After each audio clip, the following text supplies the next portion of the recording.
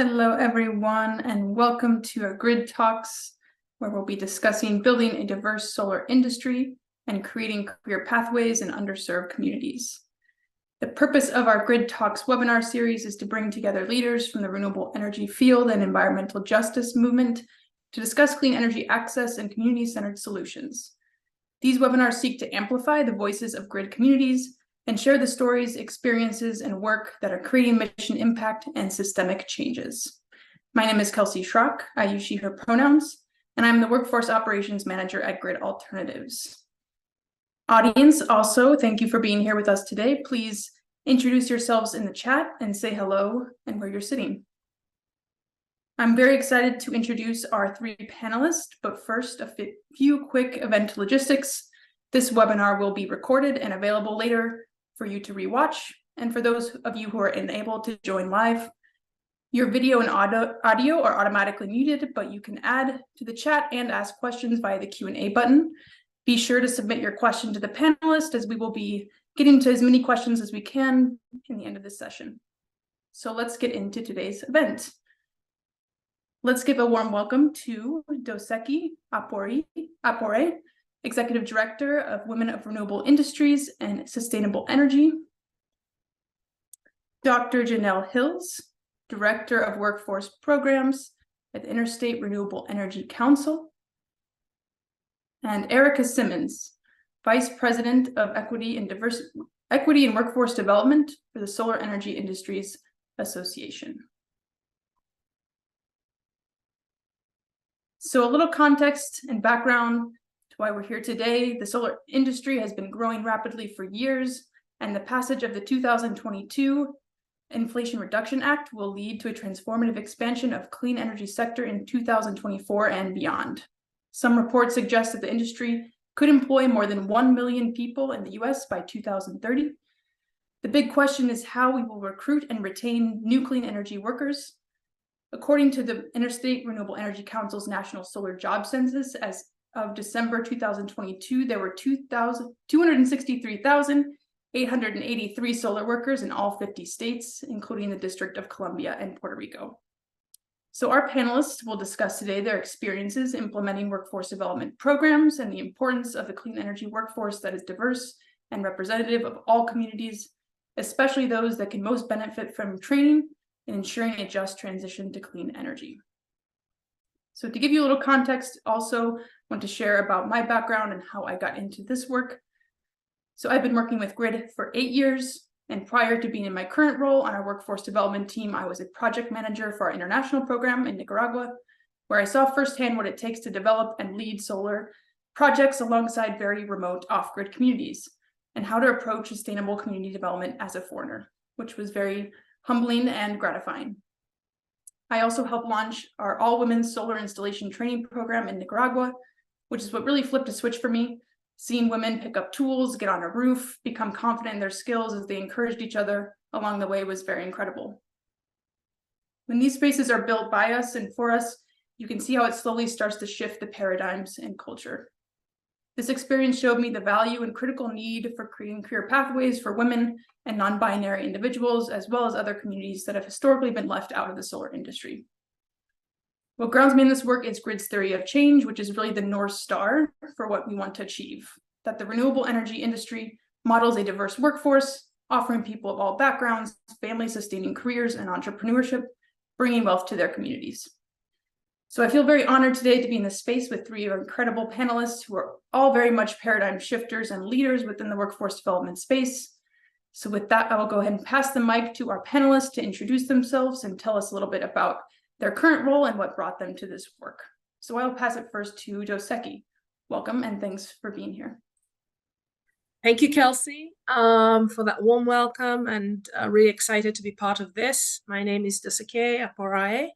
I'm the Executive Director of RISE. RISE is a non-for-profit that focuses on increasing the representation and the participation of women and marginalized genders and those that identify as women across the different levels within organizations. And we do that through various programmings. We have a fellowship program that we run with Grid, and 3 pillars that we try to address, creating the opportunities, enabling the access, and influencing leadership. And what we have seen is in the past, we did a great job in getting people excited about, a safe community and knowing that they have a place within the community, but then they went back to the organizations and they felt powerless to be able to, create the kind of environment for them to thrive.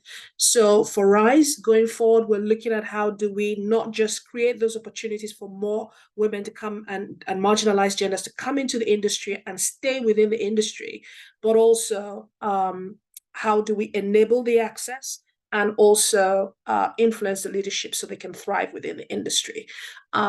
My background is slightly similar to yours in terms of how I got into the space.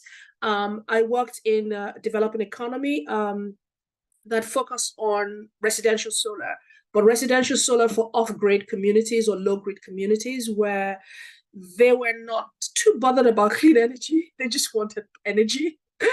And so it was important that, we sort of show them how to get access to energy, but to also do it in a clean way by selling them solar products and running different programs for women to be able to be installers and to be able to sell and start up small scale businesses. So that's my journey and what we do at RISE. Thank you. Thank you so much. Dr. Hills. Hi, thank you, Kelsey. Thank you for that warm introduction. I am Janelle Hills from the Interstate Renewable Energy Council. I'm based in Houston, Texas, and IREC is an independent nonprofit working to build the foundation for rapid adoption of clean energy and energy efficiency. I am the Director of Workforce Programs, and I'm working to diversify and expand registered apprenticeship programs in clean energy. I come from higher education, spent 17 years there, 13 years working to develop registered apprenticeship programs in innovative occupations. And I led and developed federally funded programs to do so. So excited to do the same for the clean energy industry, and I'm happy to be here today. Thank you. Erica. Hey, thanks for having me. And I agree with Laura, Kelsey, you rock. It's a pleasure to return to the grid space. I had the honor of working with grid for 7 years, and for the last 1.5 years, I've been with the Solar Energy Industries Association, better known as SEIA, and we are the National Trade Association for the U.S. solar and storage industries. We do a lot of work on the policy front. We've got a lot of folks working out on the Hill to advocate for the industry and to get supportive policies that help it grow, including a lot of time spent getting the Inflation Reduction Act passed. And I know that's a big impact on our work this year and for many years to come. And I'm sure we'll talk about that a bit. In my work, I focus on workforce development. How are we going to actually build the workforce that can meet the potential that this legislation gives us, and that the legislation also on state levels provides for us. People are going to be needed to get that work done, and that work naturally intersects with my other focus, which is equity. We want folks to come to workplaces where they have opportunity to advance, where they are respected and feel as they belong. We also want to make sure our customer base feels like they have access to this industry, that they receive good product and services, and can benefit from the opportunities of solar and storage, particularly on the resilience front. So I get to focus on that throughout our departments at SEIA and also on our internal SEIA culture. So it's an honor to be in this space. My career has combined youth development, outdoor education, green building. I was a carpenter for a while. And I actually got introduced to grid alternatives while I was an AmeriCorps service member with Habitat for Humanity. And that planted a seed with me, that experience, seeing that meter go backwards. And I was honored 10 years later to join the grid staff and have been focused on solar specifically ever since. But what motivates my work every day is the people. I'm about economic justice, racial justice, gender justice, all the intersections, and feel very lucky to get to do that work through this particular role. Thank you so much. I always love hearing people's backgrounds and how they came to this work. So let's start the conversation with a question for all of you. To accomplish the goal of recruiting 1 million new individuals into the clean energy workforce, it's going to take intention, creativity, and accountability. Can you all share your thoughts on why diversifying the clean energy workforce is important and the ways you think we can meet that 1 million goal? Let's get started back with Erica. Yeah, I don't think we have a choice. I was just talking about the numbers. If we don't greatly increase the diversity of the solar workforce across different types of jobs and levels of roles, we're simply not going to achieve our goals. If you look at the makeup of this country, it is more and more racially diverse. If you look at the struggles of our construction trades in attracting workforce, we have to go after folks who've been kind of pushed to the side or ignored for many years, like women and Black folks. If we just look at geography, we are now able, through different state incentives and through different elements of the IRA that specifically look to make sure lower income communities, environmental justice communities, and tribal communities are included in the benefits of solar. I don't think there's anybody better to make that happen than folks who come from and have been a part of those communities. So it's practical, and also it's just right.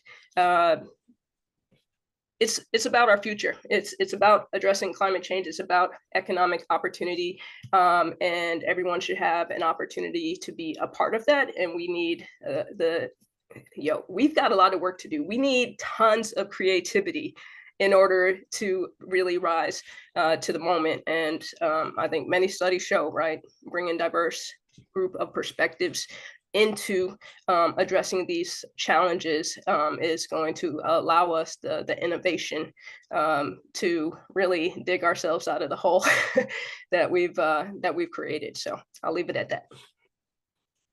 Love that, the emphasis on creativity, innovation. Let's pass it to Dr. Hills. Kelsey, there's always a shock value when I discuss diversifying the workforce. I love this topic. I'm passionate about it, but it's 2023. 2023, and we're still talking about diversifying the workforce. It's important, number one, because everyone should have the opportunity to be gainfully employed, to be equitably employed, to not be left out because of their gender, their race, their religion, or even their pronouns. Companies and contractors within any industry should reflect the communities we serve. Companies, as Erica alluded to, need diverse talent. They need diversity of thought and diverse experience if they want to change or even grow. Studies have shown that diversity affects the bottom line in a positive way. And I'm not just referring to the installation jobs. I'm referring to the installation jobs, to the C-suite, and everything in between. Opportunities should be there. In order to meet the clean energy workforce goal of 1 million workers by 2030, as an industry, you said this when you posed the question, intentionality is relevant. Creativity is relevant. We must get into the K through 12 schools to educate the students, the counselors, the teachers about clean energy. And we must be intentional about our recruitment efforts? Are we recruiting clean energy jobs in BIPOC communities or marginalized communities? Many people don't even know that our industry is actually an industry, and we have to right that wrong. We need to let everybody know about this opportunity and provide equitable opportunities to all. So I'll pass it back to you, Kelsey. Thank you so much, Doseki.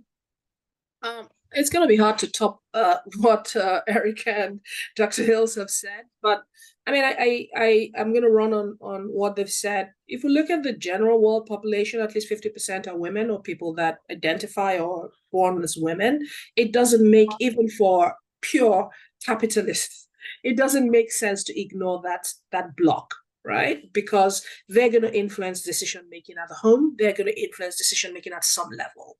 So even if you want to look at it as from a purely business perspective, you're leaving money on the table by not ensuring that you're getting the inputs, the opinions, into the design of your products, into how they're marketed, into how they're positioned. So I want us to even start by dispelling that myth, because when we started this whole journey on equity, people felt it was just more an emotional feel-good thing, but it is good business sense. And it's important for even pure capitalists to begin to realize that it's not good business for you not to have a diverse community, a diverse workforce, and all that. I think the second thing that I wanted to also highlight, and Erica and Dr. Hills alluded to, when you look at community solar, for example, the concept of community solar, it's going into communities and providing them with clean energy and saying, come and subscribe. Now, why should someone that doesn't look like you believe you when you go into their community? So for us at RISE, what we're really saying is, while it's important to push for more representation at all levels within organizations, we would like to push for more women entrepreneurs within the clean energy space.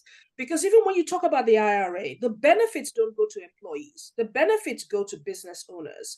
So we would like more women entrepreneurs to come into the industry. And like Dr. Hill said, a lot of them don't know what those opportunities are. When I talk to people like, okay, so where do I go? How do I join? What business do I start?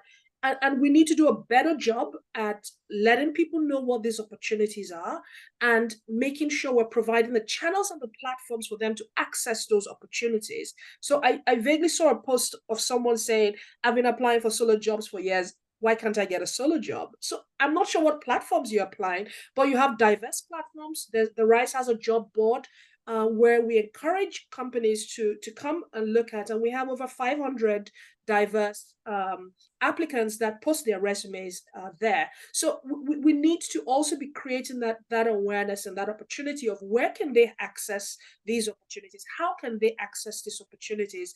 And the last thing I would like to say is, when we talk about recruitment, we need to start influencing the policies that affect how we're doing recruitment. So if, for example, you're the hiring manager and you're looking for a job, you're going to post it to your alumni network. You're going to post it to your personal network. If you don't look and sound like the people that are diverse, then it means you're not going to post those jobs there. So how do we begin to influence organizations in such a way that their policies and their practices support diverse recruitment, the way they post the jobs, the qualifications they ask for, their onboarding process, the location of those jobs? There are people in communities, they haven't left their communities. They cannot force the bus ride. They don't have a car to drive to the suburbs where some of these jobs are. So there are just so many different layers that affect diverse candidates from accessing job opportunities, knowing about it, being able to go for it, being able to apply, being able to show up at work, being able to understand what it means to be in a work environment. Some of them have not really worked for forever, right? So that's another thing, that whole policy thing and influencing leadership. The key thing also I want to mention is retention. We're seeing a lot more women coming into the industry, better than the pure fossil fuel industry, right? Energy industry. but they're not staying. Why are they not staying? They're not staying because they don't feel included. They don't feel they belong. The policies don't support them. They don't have policies that support their needs as women or whatever they identify with in terms of childbearing, in terms of just whatever it is, a miscarriage, for example, things that are peculiar to them, or even adoption.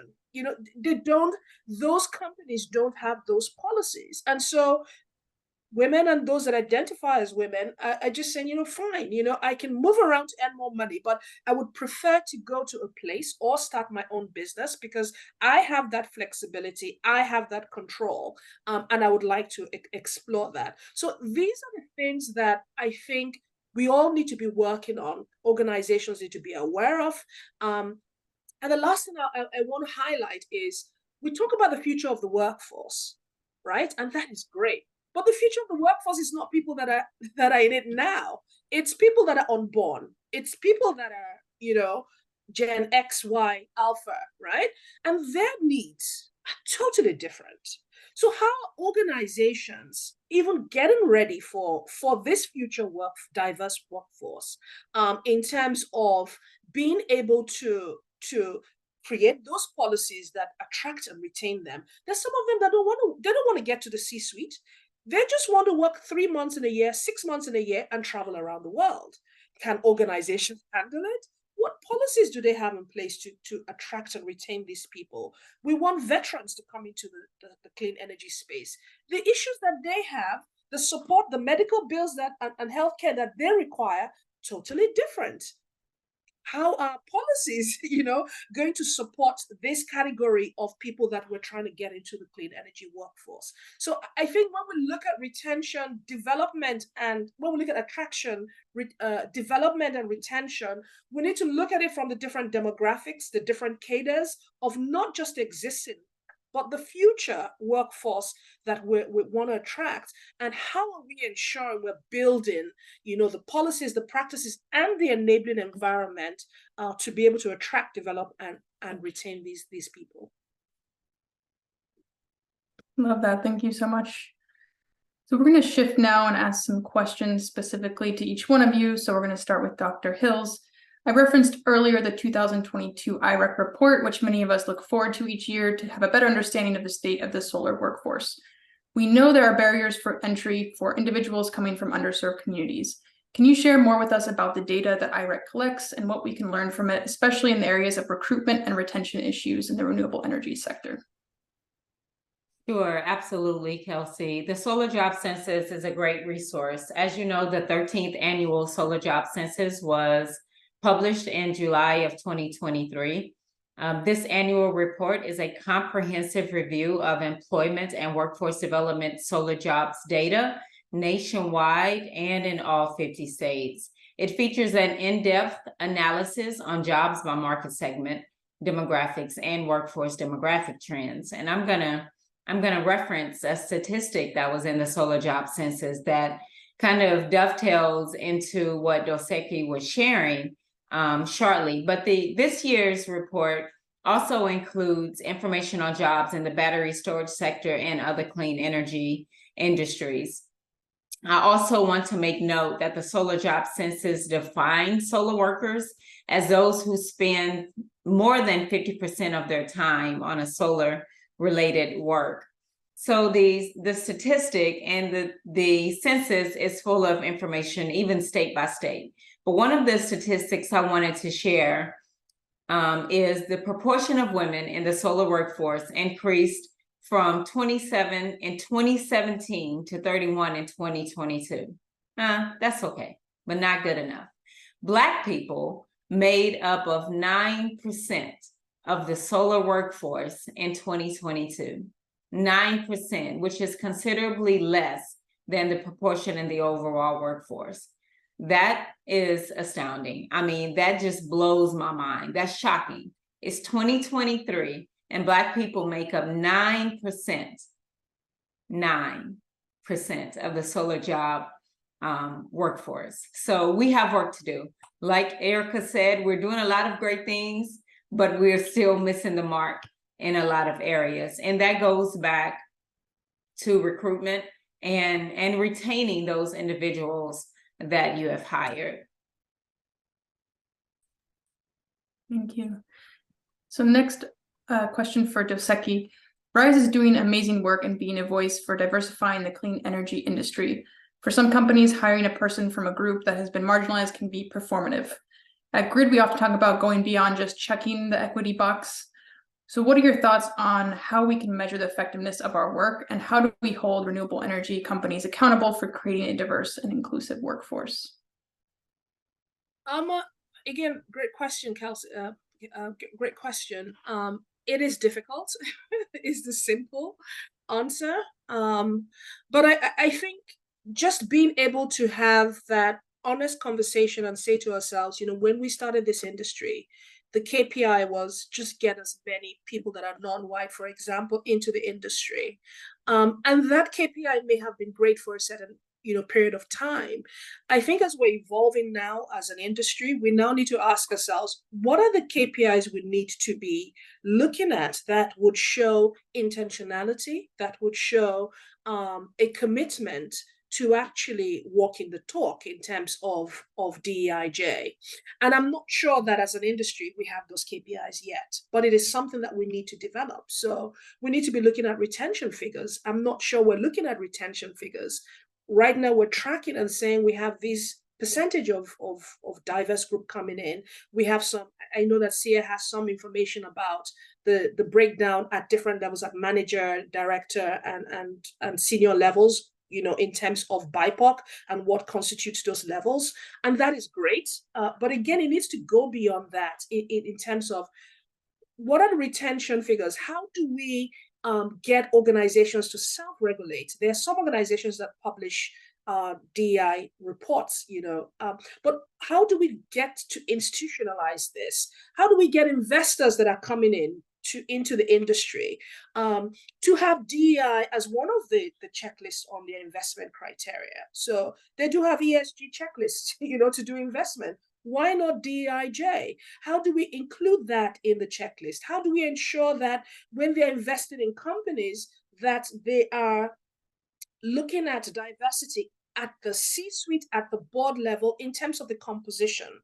So these decisions of how we are successful in terms of diversity, fortunately, unfortunately, it's taken at the board level. That's just the reality, the board and the C-suite, right?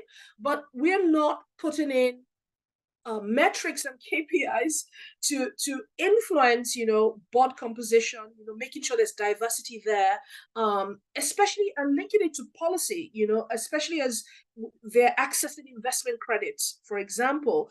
How can we influence policy, in such a way that DI, KPIs appear, as some of the conditions in which you access some of these credits.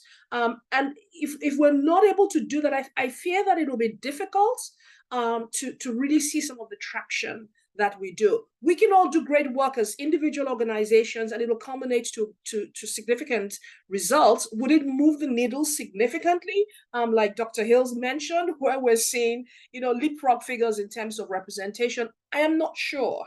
And typically where you hit people where their money is, they tend to pay attention, is what I've seen, right? So I think looking at solving this problem from a systemic perspective and looking at how we can put KPIs that influence, retention at the board level, at the C-suite level.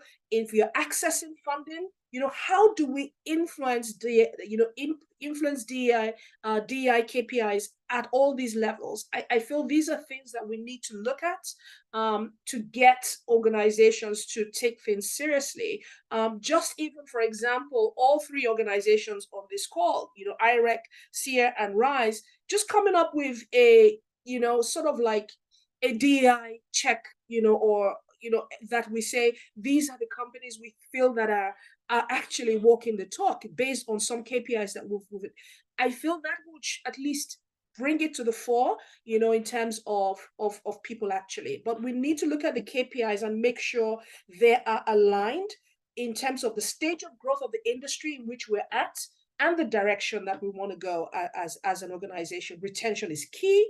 You know, and there could be other KPIs that we look at from an investment perspective, from a policy perspective, that would influence and begin to force that conversation on where we go as an industry. Yeah, that's so important. I think those KPIs are much harder to track, right? It's not just this clear number that we're going to report on. And I think we're seeing that too as we train. Like, it's really easy to report on a job placement, much harder to report on retention, right? So how do we start tracking these things and figuring out how to report back on them?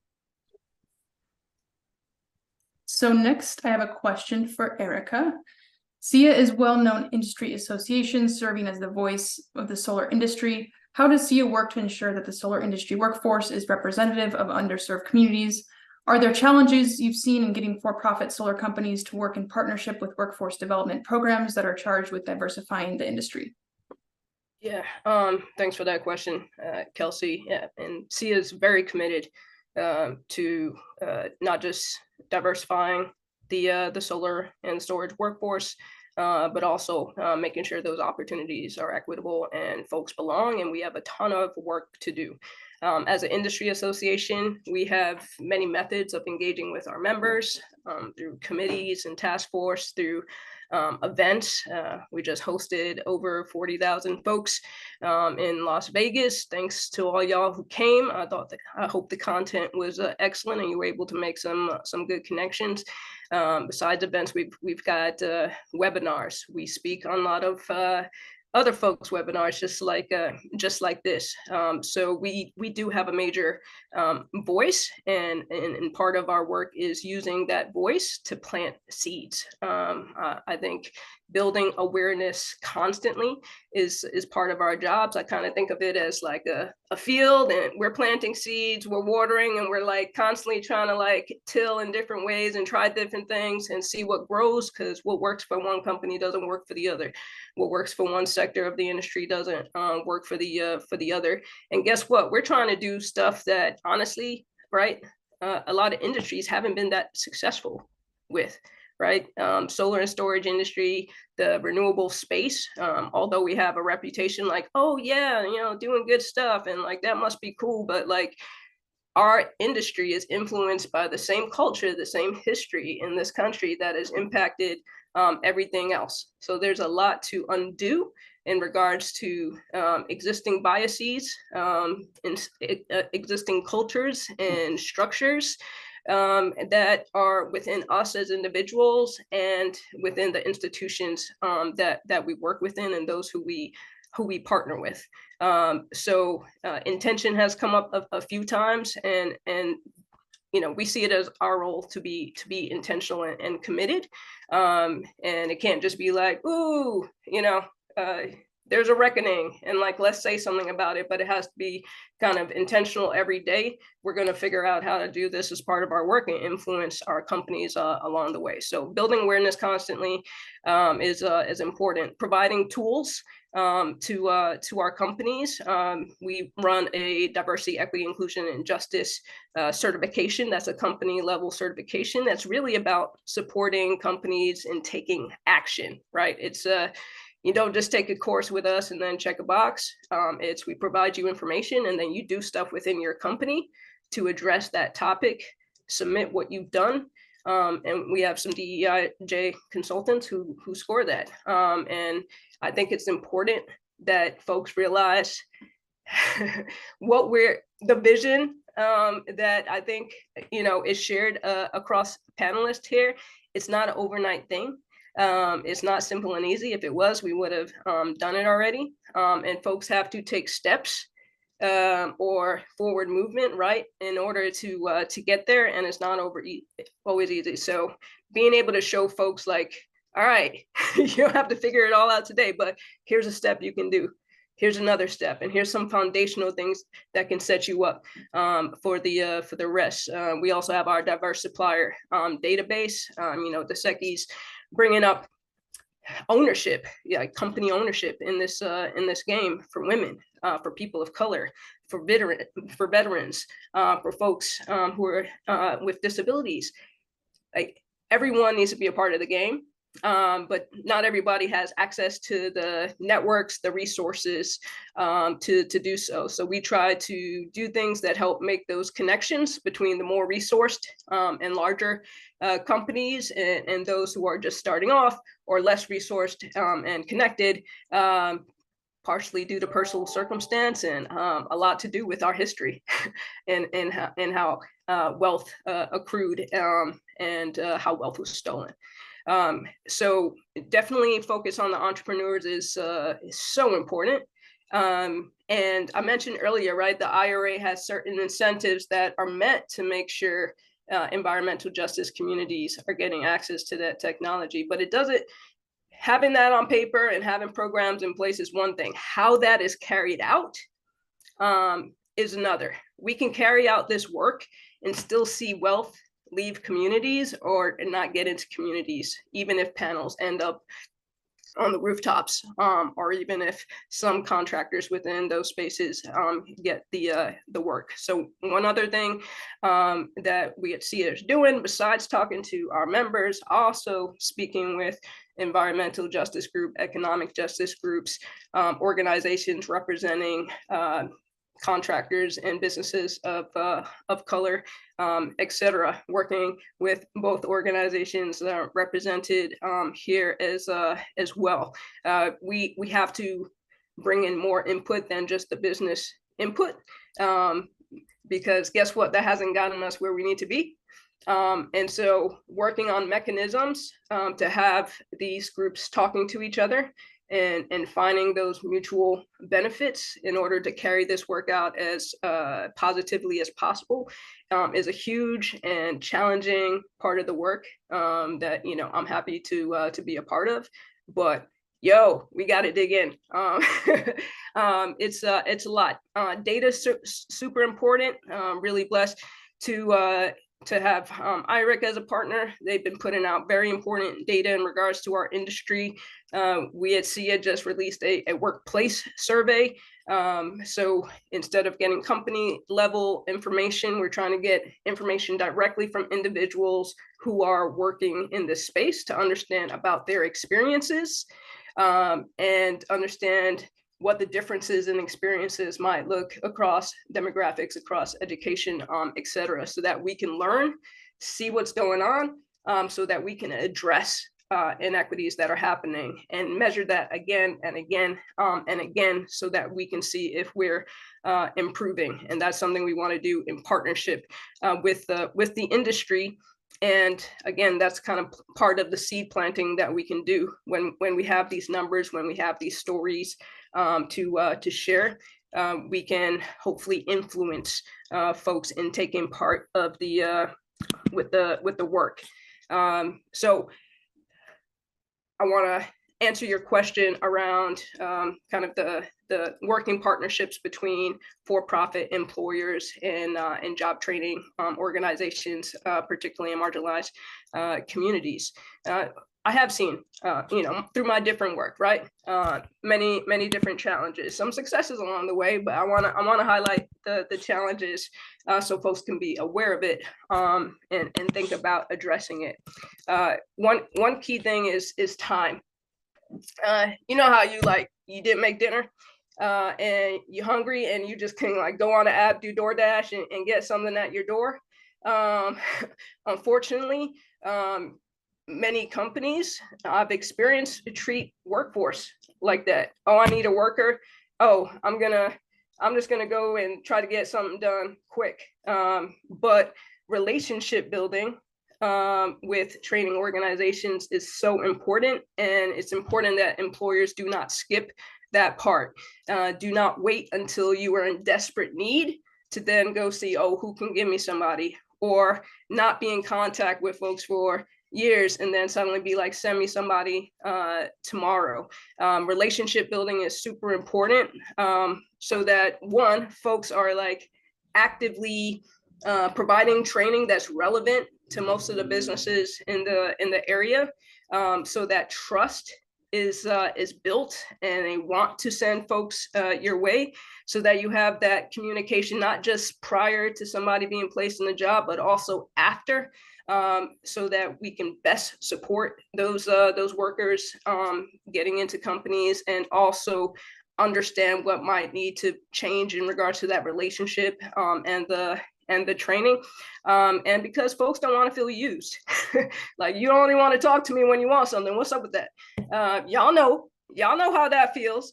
Well, a lot of training organizations experience that. So that long-term relationship building is super important. Sometimes folks don't even know they exist, right?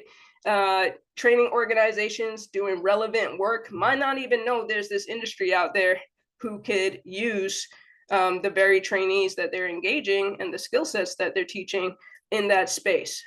We have a responsibility as an industry to wave our flag and say, hey, we are here to be clear on what skill sets are needed. It takes a lot for organizations to fundraise the money to run their programs, to deal with the reports that funders require, and to build trust with community. I mean, like, commit yourself to this training experience, to this learning experience, and we'll help you with something on the other end. It is a tight bond, and them having trust, those organizations having trust with the places where they are sending people, is super important. So again, a long term. I mentioned earlier, we got to change things, right? Because what we've been doing isn't exactly at the level that we want in regards to people's experiences in the professional workspace. And that also means changing culture. And we've seen situations where folks have gone into jobs, they've had the skills, they've had the enthusiasm about the opportunity, but then have gone and experienced racism, sexism, disrespect, lack of opportunity to advance in comparison to other folks coming in who might look different from them. And that's really important. If your company has been all white males since the beginning, and you're suddenly bringing in other folks into the mix, recognize that there might be things about your culture that's not going to go well. Not saying always, but you got to be aware. So kind of taking a pulse of your company, understanding what parts of your culture might need to change, and leadership being very involved and committed to doing that, because it just doesn't magically happen. And these are people's lives that we're talking about. And I will say one more thing is that the solar coaster hasn't helped, right? For years, depending on where you've been doing solar work, it's like, oh, we got incentives, like, we need people now, let's go. And then that drops off. And so, you know, honestly, right, for some companies, it might be hard to build those long-term relationships because of the ebb and flow. Also, folks might have lost trust in having jobs in this space because they've seen it come and go. And the IRA gives us a particularly unique opportunity, because this is the longest runway of national incentives that we've had, and we've seen an increase in investments on the state level as well. So my hope is that with a little bit more assurance of work for solar and storage companies, that folks will then kind of get grounded and build the foundation of relationships and communicate better with the workforce system and job training organizations, so there could be long-term collaboration. Again, that's co-beneficial to both the training institutions and the employers. Thank you. Well, you gave a great transition to our next question as we kind of brought up policy. So what are the opportunities you see in building a diverse workforce as a result of the 2022 Inflation Reduction Act, and what do you see as the challenges? And feel free, any of you, to jump in. I'll jump in and pass it to Erica or Doseki, but registered apprenticeship programs are a phenomenal workforce tool to build a diverse workforce. It has historically been underutilized by clean energy employers, but the Inflation Reduction Act of 2022 ties substantial tax incentives for the manufacturing and installation of projects to new registered apprenticeship programs and prevailing wage requirements. 80% of the value of clean energy tax credits is dependent upon employers having registered apprentices perform at least 15% of the construction labor. And IREC has recently received a DOL contract as an industry intermediary to expand registered apprenticeship programs across the clean energy sector. We will be providing customized technical assistance to design and launch programs. And along with the conversation we're having today, we'll also be integrating DEIA practices in the program design for those companies who would like to become sponsors of registered apprenticeship programs. So there should be a link in the chat someplace with this information. If not, you can follow up with me after this webinar or anytime. I'll drop my email address in the chat. I think just building on what Dr. Hilson said, and something that is peculiar with the IRA is the implementation of it, right?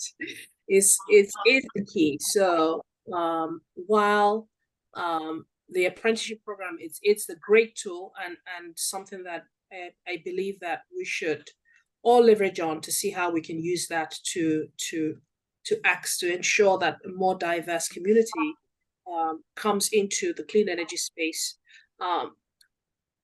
How it's implemented and how you access the benefits is still unclear, especially on the state level. So, for example,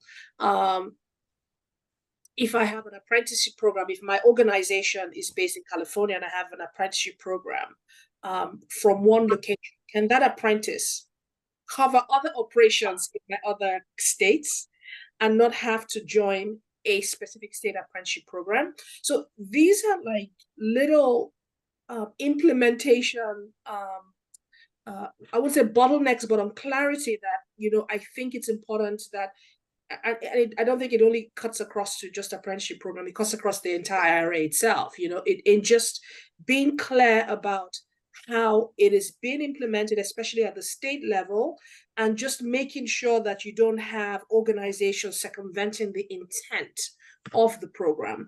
But as a program, I think this is a great tool for us to get more people into the industry. And again, leveraging on what Erica said, a lot of these apprenticeship programs, the people that have the setup, the tools, the know-how, are people from industries that are not quite diverse. So, and these are the people that are now trying to implement these apprenticeship programs within the clean energy space. So there's a lot of work that has to do in terms of culture, in terms of making them understand what it takes to attract a diverse to a pool of people to even apply for the apprenticeship program. And I think the other thing that I would say is, with the work that RISE is doing with GRID, is just being able to do more in terms of access, in creating more platforms and channels for people to get into the clean energy space through career fairs. So we run successful career fairs with GRID, and I think trying to expand on that, in terms of not just the number and the quantums, but also beginning to target specialized groups, marginalized groups, and groups that ordinarily would not know and have access, and building some of these career fairs around them, and just making sure we're taking it to them, they're understanding it, and providing whatever skill that is required, whatever development that is required for them to be able to, would be my addition to what Dr. Hilson said. Thank you. I'll just add real quick, the introduction, or I guess more of the planting the grounds for which apprenticeship is now a key component in our large scale industry. It's an opportunity to have folks focus, whether apprenticeship or not, on like what quality training and systems look like at their companies. And I think that's just beneficial overall for the industry. Training is going to be a key thing. And one challenge, right, besides finding the workforce, is making sure we have enough trainers and skilled, capable folks who can teach well, to take that incoming workforce and get them up to a place of skill and safety that's and motivation that's needed. So I see that as a big hurdle. If somebody wants to help solve that, let's talk. But that's going to be a big deal for us. And also, right, I think we heard in the chat, I've been, applying for jobs, or like there's places in the country where folks have heard the national, like, oh, okay, solar is about to be a big thing. But then it's like, when is it going to be a thing, like right here where I am? And I think we have to find systems for really communicating and making sure folks know when it's relevant to their particular location, and what resources there are to access the skills and the opportunities there. Otherwise, it's a big mystery. Folks can lose motivation. We've got plenty of competition with other industries that are a bit more consistent and very place-based, that folks can just find their homes and careers. So it's on us as a government and as industry to really find ways to make that communication to localities, so that we can build this up together. Thank you. So before I get to our last question, I want to jump in with some of the questions from our Q&A. So this kind of relates to what you're talking about the other industries, competition, and transferable skills. So the first question is, as an HR professional, I find it challenging to help hiring managers be open to candidates from other industries. What are some top transferable skills for their solar industry so that we can see this industry grow? I mean, I think one perception is when you think about the solar industry, you think technical engineering. And that's typically what people think about. But if you attend any of the career fairs that you do, you see that the opportunities there. They need HR people, they need operations, they need supply chain, they need all the different functions within any business.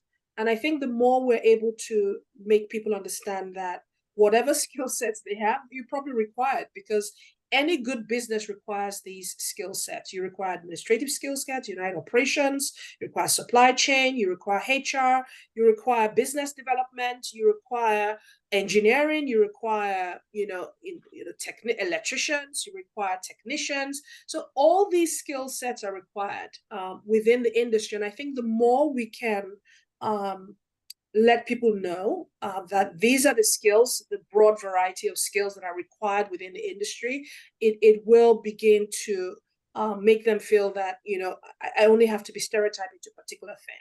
I think the second thing that we need to do is do a better job in terms of destroying the stereotype of who fits into a particular role. So if I mention HR operations, some people think women will best be fitted, suited for these roles. But with we need electricians. Nothing stops women or those that identify as women to be electricians.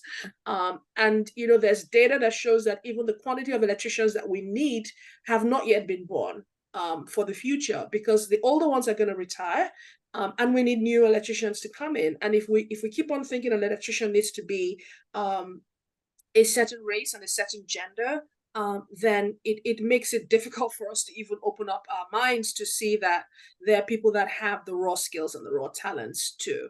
I think one other thing that I know that is being done in the wind industry is, and ACP is instrumental in it, it's trying to define the skill sets that are required, and not the degree per se, and the work experience. So trying to set industry standards in terms of these are the kind of skill sets that are required to thrive within the industry.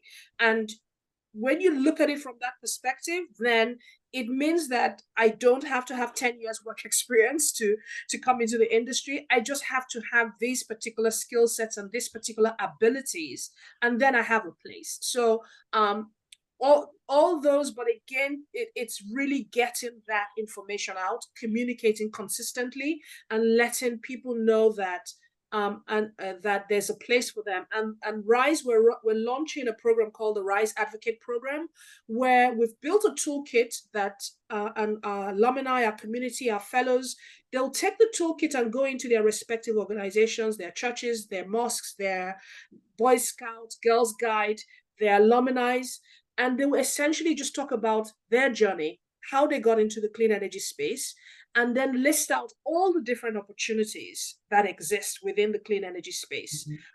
And this is so important because what it does is that it goes to those underserved, underrepresented communities. If you're from there, that's your community. So it's easier for you to go there to your local barbecue, your local gathering, or whatever alumni association you identify with, and be able to tell them about those opportunities. And I think things like that are the first step, and the more we can do more of that at all levels would help to just make people understand those opportunities and to go for them. I'll just add real quick. I've heard many HR folks kind of go through that situation where there's kind of misalignment with the manager and who's hiring versus HR. And I think a lot of folks have to accept that we're not going to find your perfect candidate who has the 3 years of experience already. A lot of us in our businesses are going to have to train folks up.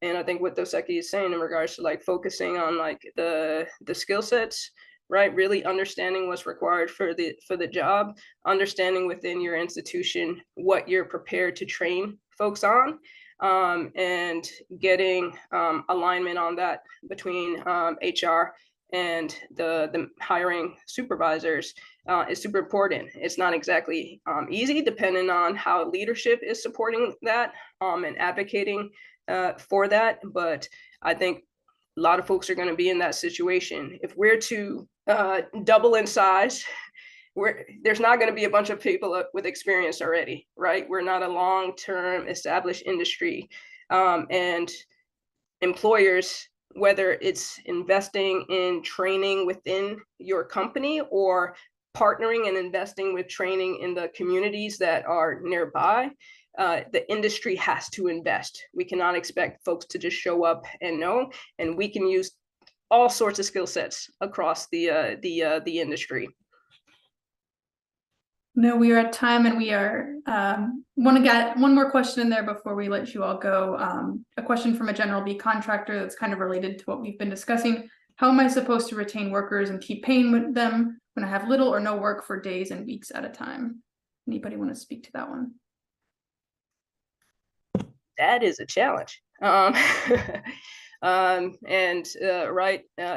calls for creativity. I don't necessarily have the answer, but one thing I think folks can be considering is how you're collaborating with other businesses in similar situations, how you can be working as a collective, knowing that there's going to be ebb and flow for each of y'all. How can you plan your work and kind of share workers or have some kind of like worker cooperative where you can rely on each other? I think it will take a lot more details in order to address individual situations, but that's one thing to consider.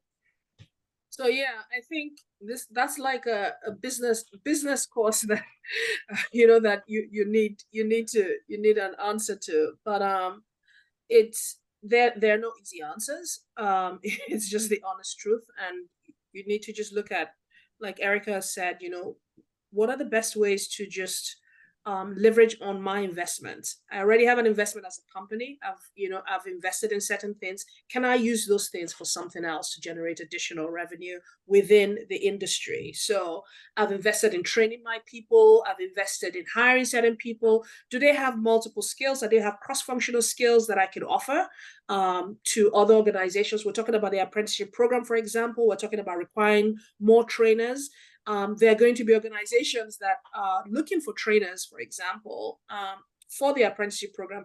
Do I have skill sets within my organizations that I can use, and we could generate additional revenue? So it really looks at being creative in terms of it. It's not an easy answer. It's not an easy problem to solve. But, unfortunately, as a business leader, that's those are some of the tough decisions that you have to make. But you've invested in what you've invested in. There are some sunk costs, and the goal would be to how do I just get maximum yield from that investment that I've done through partnerships, through identifying more alternative revenue streams, and just through working with other people, or negotiating or outsourcing some of my current staff to other organizations to help them where they have work, and just make sure I can sustain. But again, we're not in your business seeing it every day and knowing what you're going through to be able to prefer a solution. But one other thing I'd encourage is finding local trade associations, contractors associations, et cetera, to speak amongst your peers, to get that support in problem solving as well. Thank you so much. So to wrap it up in one word, what gives you the greatest hope moving forward as we all work to create a just transition to clean energy for all communities? The kids. They're a lot more creative than I am. Next gen, for sure. Next gen, they can see, they can look at the same thing and see like 5 different things when you're still struggling to see one. So I think next gen for me is something I'm really, really excited about. And I'm excited about the IRA because I think we have at least a 9-year runway. And typically one of the biggest barriers has been access to capital. We don't have that problem now. And I think my final pitch, because I really want more women coming in as entrepreneurs, it's going to be much harder if that gap is there after 9 years to try and bridge it. So as many women and marginalized genders that think that they're interested in it or want to explore, this is really the time to come in. And looking at next gen, they're more creative. Some of the solutions, the problems we're having, they would have more solutions, tech-driven solutions to it, that could address some of the challenges that we're facing. Would be my parting thoughts. Kelsey, I would say opportunity, and I say opportunity because everyone deserves opportunity to have the careers and the lifestyle they desire. And I think the greatest hope for me in this work is being a part of the change I would like to see in the workforce, in the clean energy workforce. Seeing, as Deseke alluded to, the federal funding opportunity announcements are including these types of initiatives and the announcements, and that gives me hope. There's still work to be done, but having these conversations and participating on webinars such as these for opportunities to diversify the workforce, it really, I see the page turning. More so, it gives me hope that these conversations are happening. More so than they were when I started my career, because I don't remember anybody talking about diversifying the workforce when I started, and there are doors that were closed that I should have just glided into based on my experience. So I would end on opportunity. I feel like there should be a part 2 to this webinar because there's so much to keep talking. All day, yes. Yeah, and one other thing, I think Zoom needs a snapping feature because there is so much great information. I just wanted to be like, so thanks, Kelsey. Thank you so much to our panelists for joining us today, and to all of our audience for attending. To stay updated on our happenings at GRID, please visit our website, gridalternatives.org, and sign up for our newsletter. We hope to see you all at our next GRID Talks in October, and we'll have a great day. Thank you. Thank Bye, you, everyone. Kelsey. Thank you, everyone. Have a good day. Bye. Thank you. Have a great day.